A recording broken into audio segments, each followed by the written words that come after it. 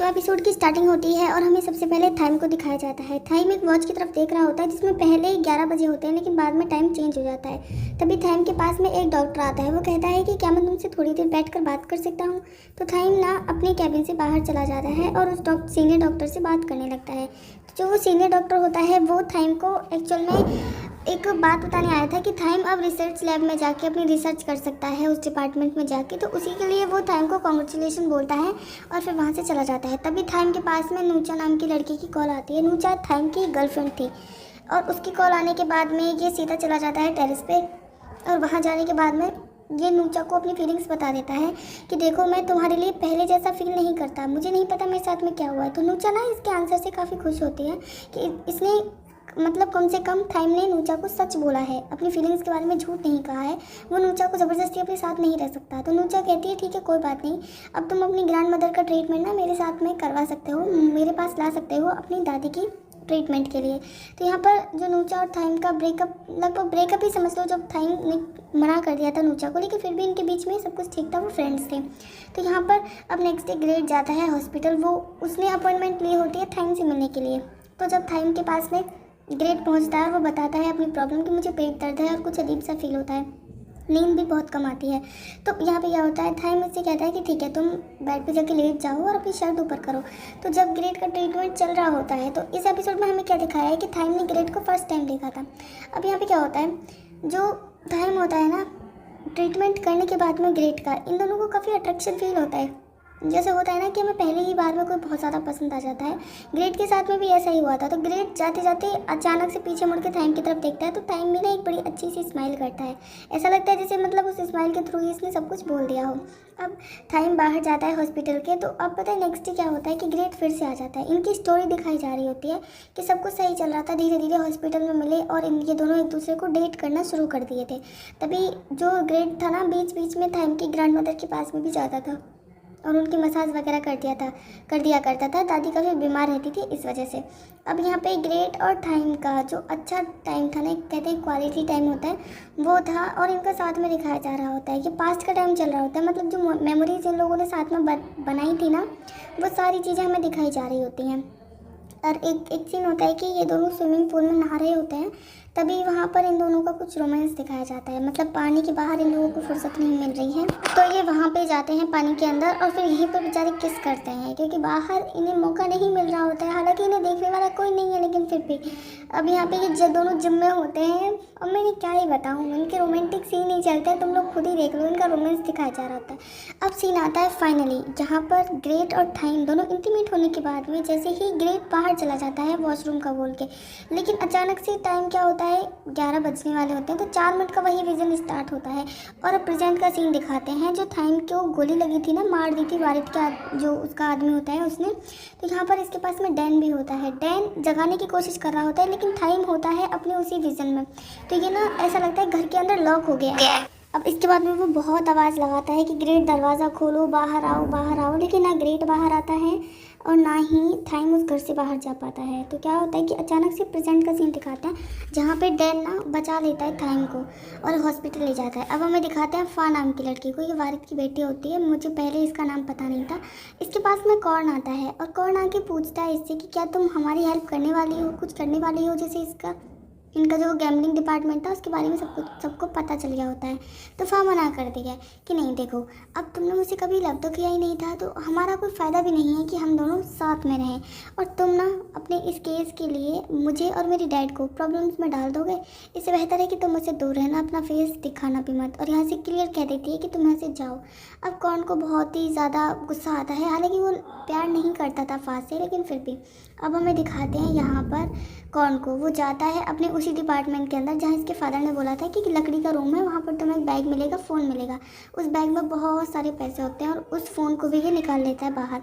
अब फ़ोन को जैसे देखता है ना, उसको ऑन करता है तो उसमें क्या होता है कि उसमें जितनी भी डिटेल्स होती हैं वो सभी इसके सामने आ जाती हैं। उसमें हमें नहीं दिखाया जाता कि क्या था, लेकिन सब कुछ इसको पता चल जाता है। अब ये किसी को कॉल करता है कि मुझे अब टाइम आ गया है सब कुछ सही बताने का, ठीक है, और मैं तुम्हें बताने वाला हूँ कि तुम्हारे फादर को किसने मारा। अब पता नहीं इसने किसको कॉल किया होता है, ये नहीं दिखाया जाता।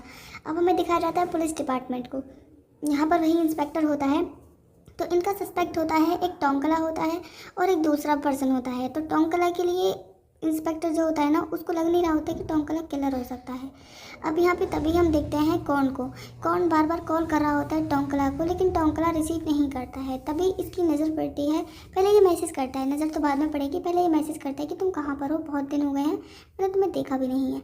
तभी इसको न्यूज़ की आवाज़ आती है, जो टीवी पे ब्रेकिंग न्यूज़ आ रही होती है ना, तो उसमें क्या होता है कि जो टाइटल था, मतलब जो तले था, उसको जो मारा है वो टोंकला ने मारा है। तो अब इसको बहुत ज़्यादा डर लगता है कि सुन के ये टोंकला से मिलने के लिए चला जाता है। अब टोंकला जैसे इसके सामने आता है ना, तो हाय हेलो कैसे हो, कुछ नहीं, बस ऐसे टूट के पड़ते हैं, भूखे भेड़ियों की तरह से किस करने लगते हैं। अब काफ़ी लंबी किस के बाद में जाके फाइनली ये टोंकला को पूछता है कि तुम कैसे हो। मतलब क्या तरीका है भाई इंट्रोडक्शन का। वाह। अब यहाँ पे जो टोंकला होता है ना, इसको हक करता है, लेकिन अभी तक टोंकला ने नहीं बताया कि उसी ने ग्रेट को शूट किया है और तले को मारा है।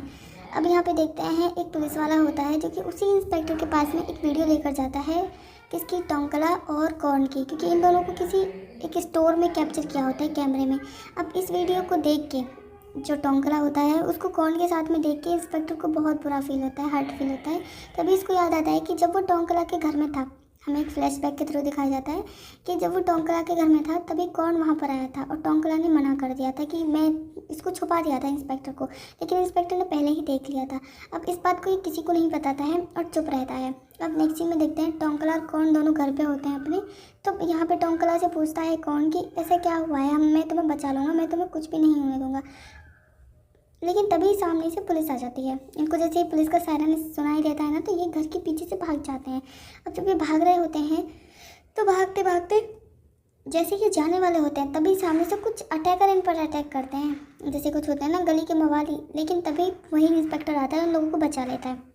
अब पुलिस को देख के वो लोग तो भाग जाते हैं, लेकिन ये कहता है पुलिस वाला टोंकला से कि तुमने आखिर मुझे चीट किया, तुमने बोला था कि ये इतना इजी नहीं है, मुझे पता था इजी नहीं है, लेकिन तुम्हें ऐसा नहीं करना चाहिए था। तो टोंकला कहता है तुमसे तो कुछ नहीं होगा, तुम तो बार बार एविडेंस को भी खो देते हो, इसलिए मैंने खुद ही सारी चीज़ें कर दी। अभी कौन को भी बता देता है कि मैंने तले को मारा है और ग्रेट को भी शूट मैंने ही किया था, मुझे पता है वो तुम्हारा भाई था, लेकिन उन दोनों ने मिलकर मेरे भाई को मार डाला।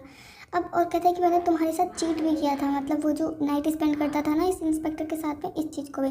अब कौन थोड़ी सी चालाकी दिखाता है, वो शूट करता है इंस्पेक्टर को, लेकिन इंस्पेक्टर तभी शूट करता है, बीच में आ जाता है टोंकला। अब वो गोली जो होती है टोंकला की छाती पे लग जाती है, मतलब इसकी चेस्ट में गोली लगने के बाद में टोंकला वहीं पे चारों खाने चित हो जाता है, मर जाता है बेचारा। अब जो कौन होता है ना, बंदा बहुत मुंह फाड़ फाड़ कर रोता है, बहुत चिल्लाता है, बहुत रोता है, और कौन भी मर जाता है इसके साथ में। अब ये नहीं पता कि कौन को शूट करा किसी ने या फिर कौन ऐसे ही मर गया, लेकिन कौन भी मर जाता है टोंकला के साथ में ही। अब इन दोनों नमूनों को देखते हैं, थाई और ग्रेट दोनों ठीक हो गए होते हैं।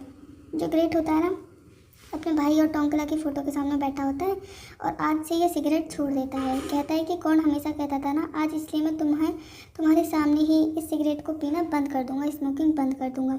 अब ये दोनों जाते हैं वापस से हॉस्पिटल डैन से मिलने के लिए। तो डैन इन दोनों को देख के काफ़ी खुश होता है और आज डैन ने इनसे मिलने के लिए लुकवा को भी बुलाया होता है। अब पता है लुकवा को ये कैसे इंट्रोड्यूस करवाता है इन लोगों से। ये कहता है कि इसका नाम तो लुकवा है, लेकिन पूरा नाम है माई डार्लिंग लुकवा, ये मेरी डार्लिंग है। तो ये लोग काफ़ी मतलब कहते नहीं है, बहुत ही ज़्यादा हंसते हैं इसकी इस बातों पे कि।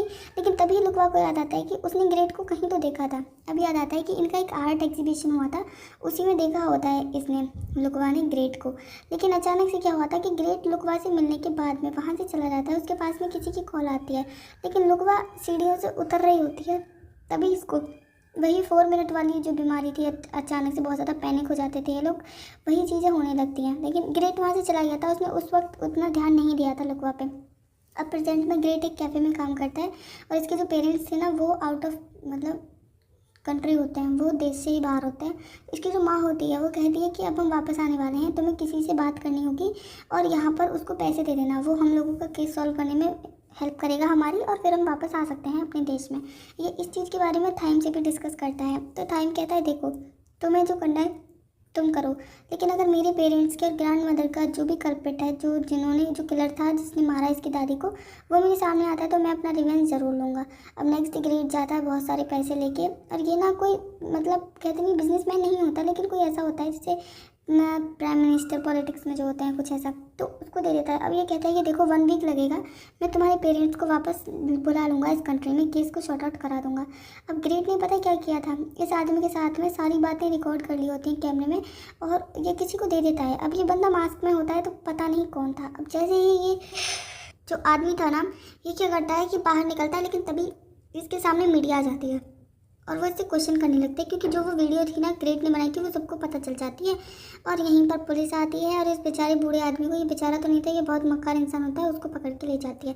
अब हम देखते हैं इंस्पेक्टर को, ये टोंकला की फ़ोटो देखता रहता है और दुख मनाता रहता है कि इसकी एक बेवकूफ़ी की वजह से टोंकला की जान चली गई।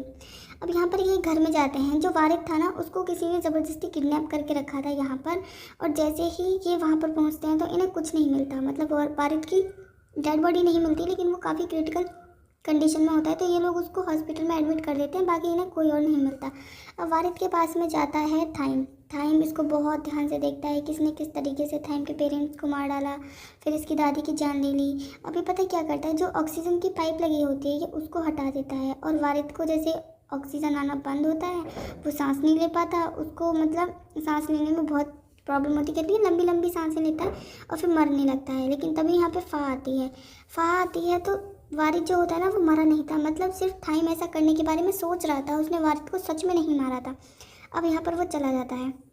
इसके बाद वो नेक्स्ट सीन में देखते हैं हम इंस्पेक्टर को, जैसे ही वो अपने पुलिस स्टेशन से बाहर निकलता है ना, तो यहाँ पर उसके पास में ग्रेट होता है।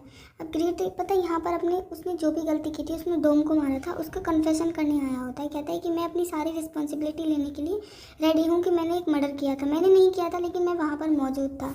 अब यहाँ पर ये इंस्पेक्टर ने इसकी बात एकदम शांति से सुनता है, लेकिन कुछ हमें दिखाई नहीं जाता क्या हुआ। मतलब इंस्पेक्टर ने ग्रेट को कोई भी पनिशमेंट नहीं दी, उसने उसको जाने दिया आसानी से। अब ये दोनों एक लेक में होते हैं, वहाँ पर बोट में बैठे होते हैं, तो तभी ना इस पानी को देख के जो थाइम होता है वो कहता है कि देखो कोई कह सकता है कि हमने ये पूरे प्लेस को पहले भी देखा हुआ है। तो जब थाइम इस चीज़ को कहता है कि मैंने भी ये देखा है हम दोनों ने, तो ग्रेट इस चीज़ को कैच कर लेता है। तो कहता है कि तुम्हें कैसे पता, विज़न तो सिर्फ मुझे आते हैं, तुम्हें कैसे पता हो सकती हैं ये सारी चीज़ें। अब ये दोनों अगेन से वेट करने लगते हैं कि जैसे ही घड़ी में 11 बजेंगे तो शायद इनका 4 मिनट वाला वो जो फ्यूचर विजन होता है वो स्टार्ट होगा। लेकिन इस बार ये कुछ नहीं होता है इनके साथ में, और जो थाइम होता है ना वो काफ़ी रिलैक्स होता है, क्योंकि इन्होंने वो चीज़ें एक्सपीरियंस कर ली हैं कि जो फ्यूचर में इंसान एक्सपेक्ट नहीं करता तब होती हैं, लेकिन इन्हें पता था, लेकिन फिर भी इन्होंने सारी वो चीज़ें झेल ली हैं। और इसी के साथ में ये सीरीज़ और एपिसोड खत्म हो जाता है। तो उम्मीद है तुम लोगों को सीरीज़ पसंद आई होगी। मुझे ठीक लगी, बहुत अच्छी नहीं थी क्योंकि इसमें सस्पेंस बहुत थे, स्टोरी कहीं से कहीं पहुँच जाती थी।